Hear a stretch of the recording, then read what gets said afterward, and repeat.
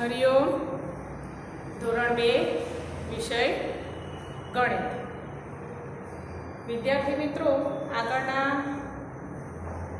ક્લાસમાં આપણે પુનરાવર્તન લીધું, બરાબર? એમાં મેં તમને 1 થી 6 પ્રકરણની ખાલી જગ્યાઓ શીખવાડી અને થોડુંક આપણે ગણતરીવાળી ખાલી જગ્યાનું પુનરાવર્તન કર્યું. હવે આજે આપણે ડિજિટલ ક્લાસમાં પ્રકરણ 7 જગ અને મગ એના વિશે સમજીશું. આ પ્રકરણમાં પ્રવાહી કયા એકમમાં મપાય છે એના વિશેની તમને થોડી સમજણ આપવામાં આવશે અને ત્યાર પછી એના લીધેના દાખલા છે. આમાં તમારે બહુ ઊંડું સમજવાનું નથી, ફક્ત એટલું જ સમજવાનું છે કે પ્રવાહીનો નાનો એકમ કયો છે, મોટો એકમ એટલે કે ગુંજાશ, બરાબર? પ્રવાહીમાં બી આપણે તો લીટર અને મિલીલીટરમાં મપાય છે, તો એના વિશેની આપણે આજે સમજ મેળવીશું. આગળ વિડીયોમાં જોઈ લઈએ.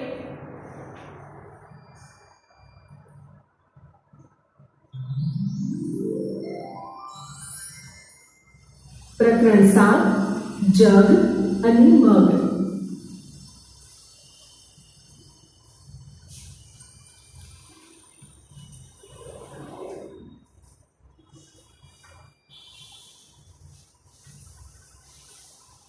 લીંબુ શરબત બનાવો અને આનંદ માણો. ચાલો આજે આપણે લીંબુ શરબત બનાવીએ. લીંબુ શરબત બનાવવા આપણને જોઈશે અડધું લીંબુ, 1 ચમચી મીઠું, 1 ચમચી ખાંડ અને 1 પ્યાલો પાણી. જો આપણે ઘરે લીંબુ શરબત પીતા હોઈએ છીએ, બરાબર? તો તમે તો બનાવો નહીં, તમને તો તમારી મમ્મી બનાવીને આપે. અહીંયા આપણે લીંબુ શરબત બનાવતા નથી શીખવાનું, પણ લીંબુ શરબત બનાવવા માટે કેટલું પ્રવાહી જોઈએ છે એની સમજ છે. પણ જો અહીંયા અડધું લીંબુ લીધું છે, હવે અડધું લીંબુ તમે લો તો એ તમે જ્યારે લીંબુ નીચોવો છો ત્યારે એમાંથી કેટલા ટીપા લીંબુનો રસ નીકળે છે એ જોવાનું છે. કેટલું મીઠું જોઈએ છે, કેટલી ખાંડ જોઈએ છે, બરાબર? અહીંયા લીંબુ શરબત બનાવતા શીખવાનું નથી.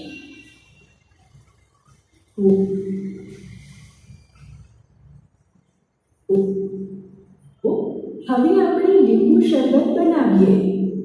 સૌપ્રથમ 1 પ્યાલો પાણી ભરેલો લો, પછી તેમાં અડધું લીંબુ નીચોવો.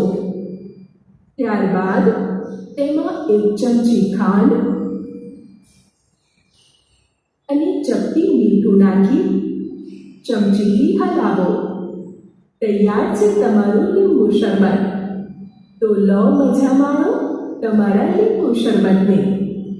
દોસ્તો, તમે લીંબુ શરબત બનાવતા શીખ્યા, તો ચાલો કેટલું અનુમાન કરીએ. અડધા લીંબુમાંથી કેટલા ટીપા લીંબુનો રસ મળે છે? અડધા લીંબુમાંથી આશરે 45 થી 50 ટીપા રસ મળે. આખા લીંબુમાંથી કેટલા ટીપા લીંબુનો રસ મળે છે? આખા લીંબુમાંથી આશરે 90 થી 100 ટીપા લીંબુનો રસ મળે. કેટલા ટીપા લીંબુના રસથી 1 ચમચી ભરાય છે?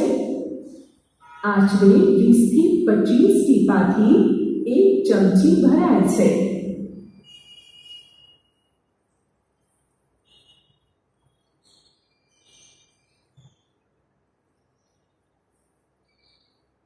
સ્વપ્રયત્ન. 6 પ્યાલા લીંબુ શરબત બનાવવા માટે તમારે કેટલા લીંબુ જોઈશે? તમે કેટલી ચમચી ખાંડ લેશો?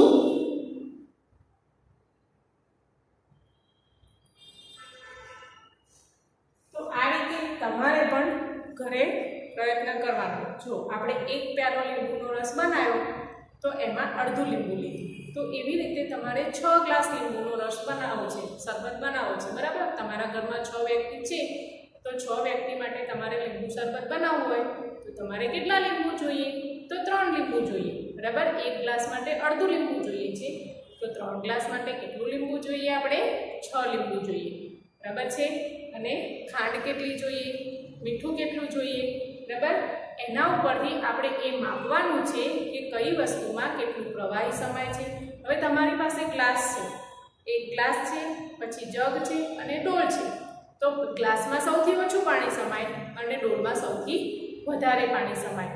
તો અહીંયા આપણો મેઇન શીખવાનો પોઈન્ટ એક જ વસ્તુ છે કે ગુંજાશનો એકમ, નાનો એકમ મિલીલીટર અને મોટો એકમ લીટર. આગળ જોઈએ.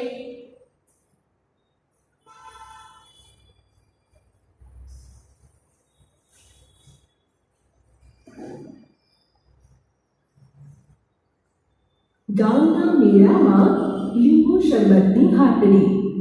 ચિત્રાના ગામમાં મેળો ભરાય છે. ચિત્રા, નાઝિમ અને અનીશ લીંબુ શરબતની હાટડી કરવા માંગે છે. તેઓ એક ડોલ ભરીને લીંબુ શરબત બનાવે છે. તેઓ 2 જુદા જુદા માપના પ્યાલા વાપરે છે. ચિત્રા કહે છે, આપણે 5 રૂપિયામાં નાનો પ્યાલો વેચીશું અને અનીશ કહે છે, આપણે મોટો પ્યાલો 10 રૂપિયામાં વેચીશું. અનીશ પાસે જગ છે. તો શું લાગે છે, ડોલ કરતાં જગથી પ્યાલામાં શરબત રેડવું વધારે સરળ પડશે? હા, ડોલ કરતાં જગથી પ્યાલામાં શરબત રેડવું વધારે સરળ છે. નાઝીમે શોધ્યું કે 2 મોટા પ્યાલાથી જગ આખો ભરાય છે. જો હવે આ લોકોએ શું કર્યું છે, મેળામાં લીંબુ શરબત વેચે છે, બરાબર. એની હાટડી એટલે કે દુકાનો ખોલી છે લીંબુ શરબતની. એમાં એક નાનો ગ્લાસ, એક મોટો ગ્લાસ અને ડોલ અને જગ. નાના ગ્લાસના 5 રૂપિયા અને મોટા ગ્લાસના કેટલા કીધા ભાઈ? 10 રૂપિયા. પણ હવે જો ડોલથી ગ્લાસ ભરવા જાય તો શું થાય? ઢોળાઈ જાય ને.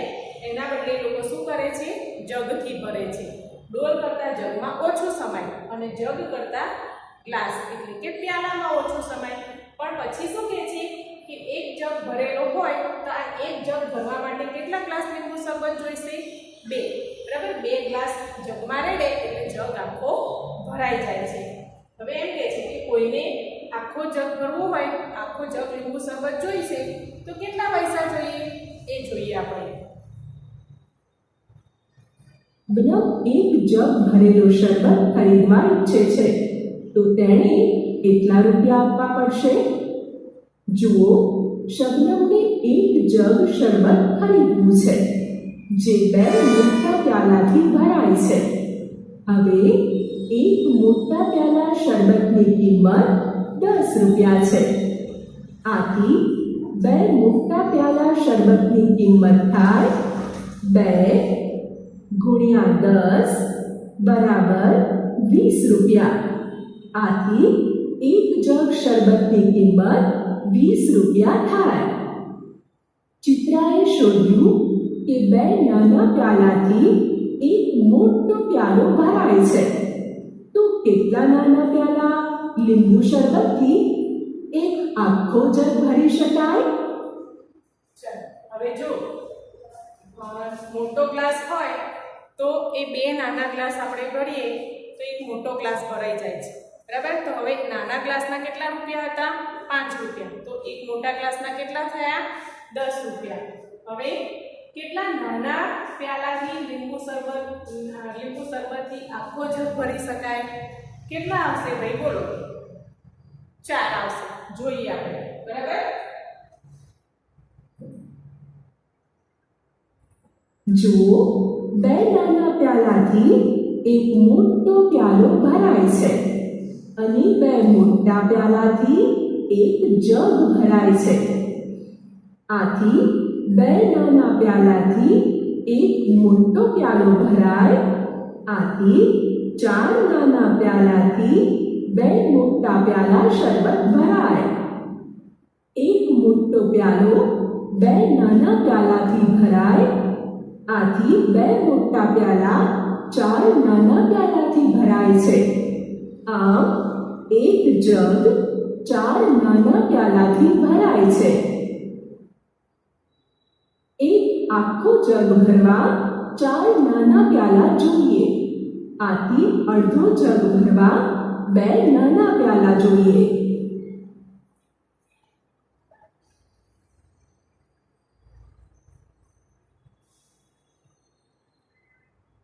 સ્વપ્રયત્ન. તમારો શીશો કેટલા કપ પાણીથી ભરી શકાય તે શોધો. પહેલા અનુમાન કરો અને પછી પ્રયત્ન કરો. હવે અન્ય હવે તમે જ્યારે સ્કૂલમાં આવો છો ત્યારે પાણીની બોટલ લાવો છો ને. અહીંયા શીશો એટલે બોટલ, બરાબર? શીશો એટલે બોટલ. તો તમારી જે પાણીની બોટલ છે એને તમારે ઘરે જાતે ભરવાની પ્રયત્ન કરવાનો. નાનો ગ્લાસ કે કપ, દૂધ પીવાનો નાનો કપ હોય ચાનો, એ જોવાનો, એ લઈ અને તમારે તમારી બોટલમાં ભરવાનું અને ગણવાનું કે કેટલા કપથી આખી બોટલ ભરાઈ ગઈ. પછી એને સાઈડમાં મૂકી અને બીજી કોઈ બોટલ લેવાની અને એમાં એ કપથી પાણી નાખવાનું અને એમાં પણ જોવાનું કે એ બોટલ કેટલા કપ પાણીથી ભરાય છે, બરાબર? આ તમને આવો સ્વપ્રયત્ન કરવાનો કીધો છે. ચાલો આગળ જોઈએ. ઈશાને એક જ કપથી ભરો. કયા શીશામાં ઓછું પાણી સમાય છે? બીજો શીશો લઈને પ્રયત્ન કરો. કયા શીશામાં સૌથી ઓછું પાણી સમાય છે?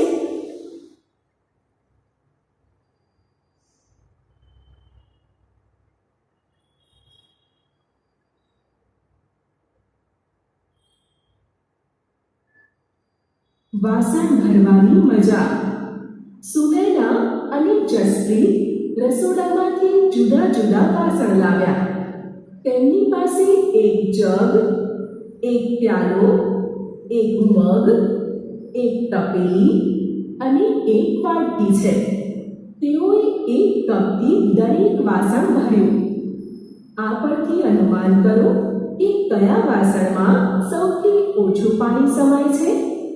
એક વાટકીમાં સૌથી ઓછું પાણી સમાય. કયા વાસણમાં સૌથી વધુ પાણી સમાય? તપેલીમાં સૌથી વધુ પાણી સમાય.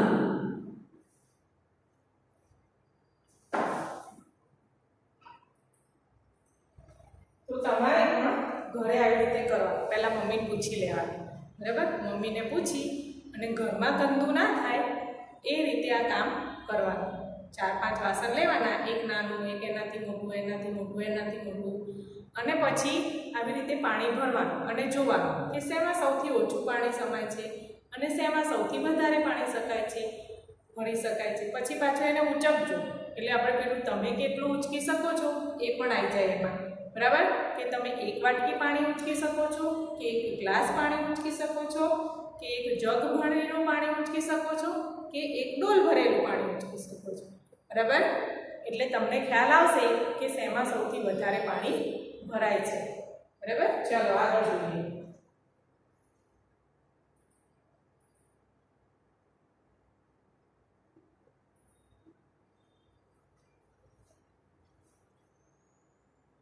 સ્વપ્રયત્ન. તમે તમારા રસોડામાંથી જુદા જુદા વાસણો લાવો. દરેક વાસણને એ જ કપથી ભરો.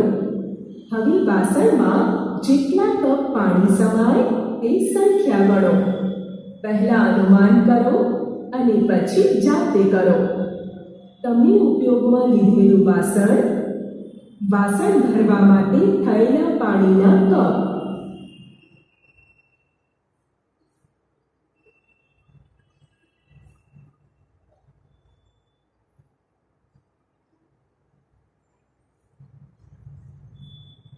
ઉદાહરણ: જેમાં વધુ પાણી સમાય તેના ફરતે ગોળ કરો.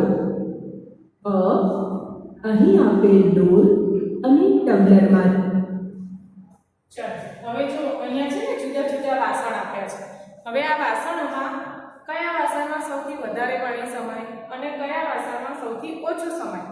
આ બેની જોડી છે, આ બેની જોડી છે, આ બે અને આ બે. આપણે બધાનું ભેગું કરવાનું નથી, બધાનું અલગ અલગ કરવાનું છે, બરાબર? આગળ પણ આવ્યું હતું આમાં, હે ને? પહેલા ચેપ્ટરમાં અને આ જે તમે કેટલું ઉચકી શકો છો એમાં પણ આવ્યું હતું કે સૌથી વધારે શેમાં સમાય, સૌથી ઓછું શેમાં સમાય, કયું વજનદાર વધારે છે, કયું નાનું છે, કયું મોટું છે, બરાબર? હવે આપણે એમાં પ્રવાહી રેડવાનું છે. પ્રવાહી એટલે જેનો કોઈ આકાર નક્કી નથી. આમાં ભરો તો આના જેવો આકાર થાય, ડોલમાં ભરો તો ડોલ જેવો આકાર થાય, બરાબર, માટલામાં ભરો તો માટલા જેવો આકાર થાય. અહીંયા આપણે આકાર નથી જોવાનો, આપણે એ જોવાનું છે કે શેમાં વધારે પાણી સમાય છે. તો જો અહીંયા ડોલ અને ટબલર છે તો શેમાં વધારે પાણી સમાય? ડોલમાં. પછી અહીંયા કપ અને રકાબી છે તો શેમાં વધારે પાણી સમાય ભાઈ? કપમાં. બરાબર. પછી છે માટલું અને કુંજો, તો આ બેમાંથી શેમાં સમાય? અથવા આને લોટો પણ કહેવાય, તો માટલામાં વધારે સમાય. અને પછી આ લોટો અને મોટો ઘડો છે તો આ બેમાંથી શેમાં વધારે સમાય? ઘડા. તો ચલો જોઈએ આપણે. આથી ડોલમાં વધુ પાણી સમાય. બ કપ અને રકાબીમાંથી કપમાં વધુ પાણી સમાય. ક માટલું અને કુંજોમાંથી માટલામાં પાણી વધુ સમાય. ડ તાંબાના લોટા અને સ્ટીલના લોટામાંથી સ્ટીલના લોટામાં વધુ પાણી સમાય. રાની અને દૂધવાળો. અનિલ દૂધવાળો છે, તે રાનીના ઘરે. હવે દરેકના ઘરે દૂધ આવે છે, બરાબર. અત્યારે તો આપણે લગભગ થેલીનું દૂધ વાપરીએ છીએ, ગોલ્ડ અમૂલ, હે ને આપણું છે. તો એ એક થેલીમાં કેટલું દૂધ આવે છે? 500 ml, બરાબર. હવે આ રાની નામની છોકરી છે, એના ઘરે દૂધવાળા ભાઈ દૂધ આપવા આવે છે અને એ રાની પોતે જ દરરોજ દૂધ લે છે અને દરરોજનું જે દૂધનું વાસણ છે એ પણ એનું નક્કી જ છે. એટલે એ જ્યારે દરરોજે દૂધ લે છે તો એને ખબર પડે છે કે આમ દૂધ બરાબર આવ્યું છે, ઓછું આવ્યું છે કે વધારે આવ્યું છે. પણ હવે જ્યારે આજે રાની દૂધ લે છે ત્યારે એ વાસણ જોઈ અને એને ખ્યાલ આવી જાય છે કે આ દૂધ વધારે છે કે ઓછું છે. તો ચલો આપણે જોઈએ. રોજ એક સરખું દૂધ આપે છે. રાનીનું વાસણ ભરવા માટે તે 3 વાર મગનો ઉપયોગ કરે છે. એક દિવસ રાનીની માતા તેને દૂધ લેવા માટે જૂનું વાસણ આપે છે.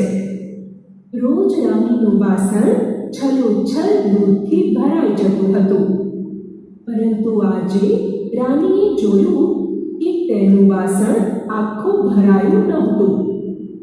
તેણે જોયું તો તેને થયું કે આજે અનિલે મને ઓછું દૂધ આપ્યું છે. શું તમે વિચારો છો કે અનિલે રાનીને ઓછું દૂધ આપ્યું હશે? ના, અનિલે રાનીને દૂધ ઓછું આપ્યું નથી. પહેલા રાની દૂધ લેવા માટે નાનો લોટો વાપરતી હતી, જ્યારે તેની માતાએ આ વખતે તેને મોટી તપેલી આપી હતી. તપેલી લોટા કરતાં મોટી છે, આથી લોટામાં દૂધ છલોછલ ભરાઈ જતું હતું. જ્યારે તપેલી મોટી હોવાથી તે છલોછલ દૂધથી ભરાઈ શકે નહીં.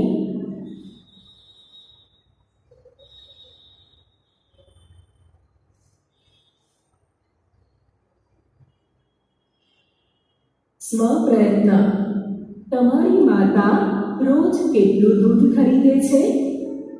તમારા રસોડામાંથી જુદા જુદા પ્રકારના 5 મોટા વાસણ લો. એક પછી એક દરેક વાસણને પાણીથી સંપૂર્ણ ભરેલા જગથી ભરો. તમને શું દેખાયું? શા માટે? તમારા મિત્ર સાથે તેની ચર્ચા કરો.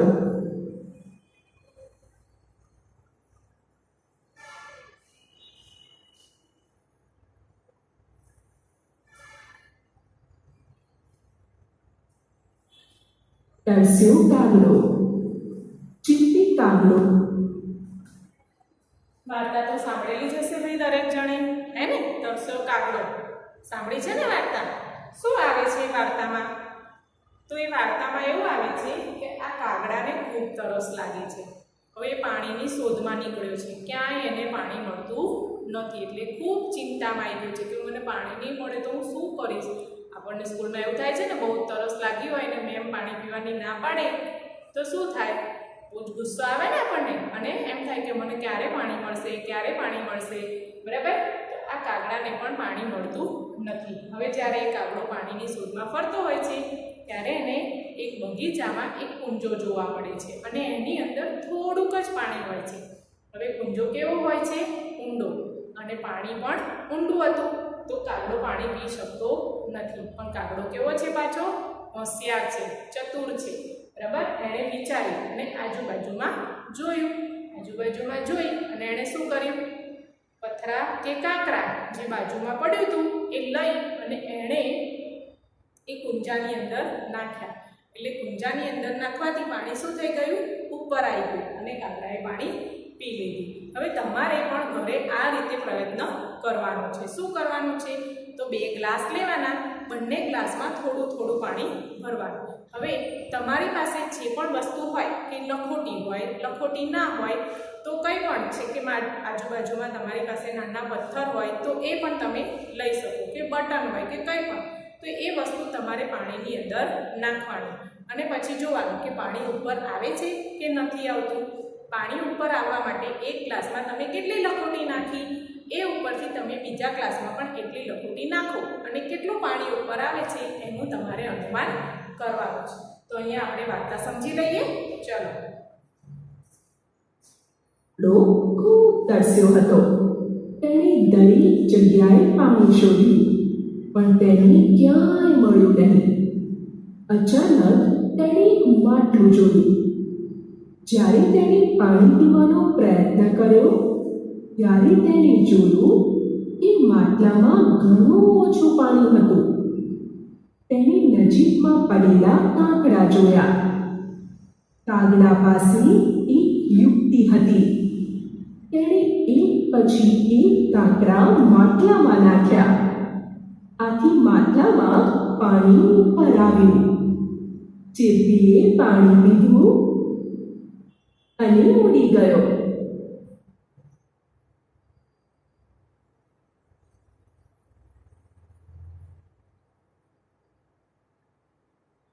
સ્વપ્રયત્ન. તમારે ચીરપી જેવા બનવું છે? શું તમે જાણવા ઈચ્છો છો કે માટલામાં પાણી કેવી રીતે ઉપર આવ્યું?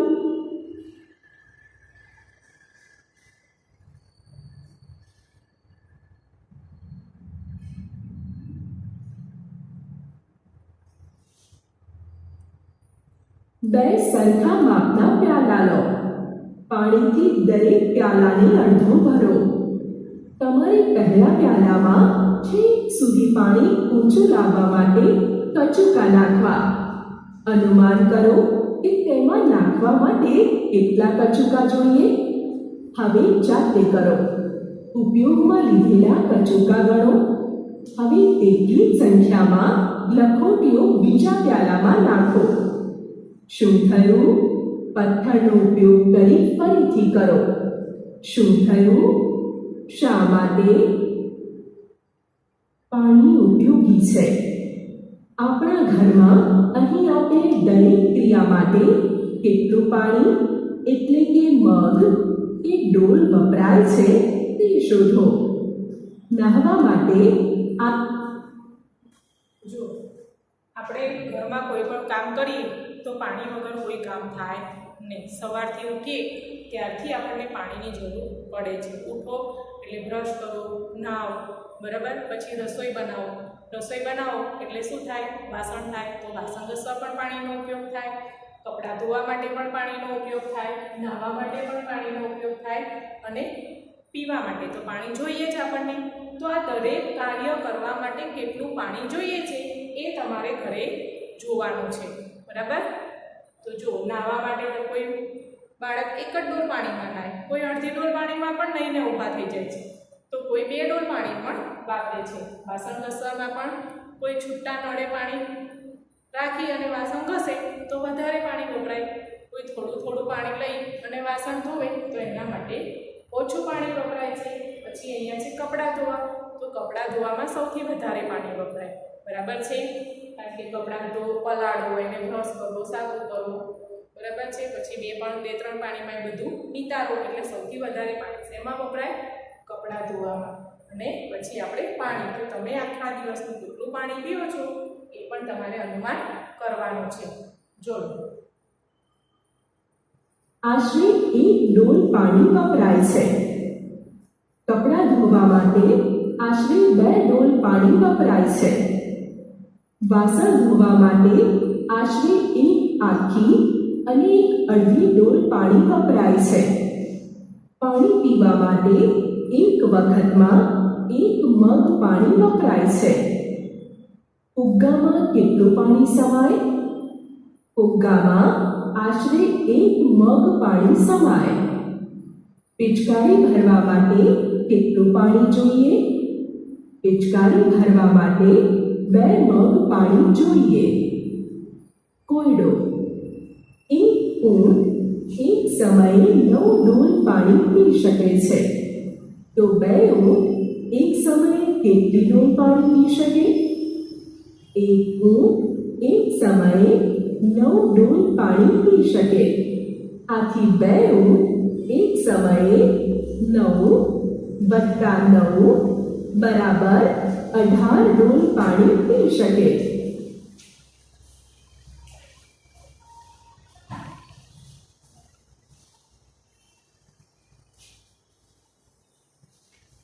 સ્વપ્રયત્ન અનુમાન કરો અને પછી શોધો.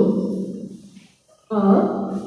કેટલા મગ પાણી રેડવાથી 1 ડોલ પાણી ભરાય? બ. તમે સ્નાન કરવા માટે કેટલી ડોલ પાણી વાપરો છો? ડ. તમે સ્નાન કરવા માટે કેટલા મગ પાણી વાપરો છો?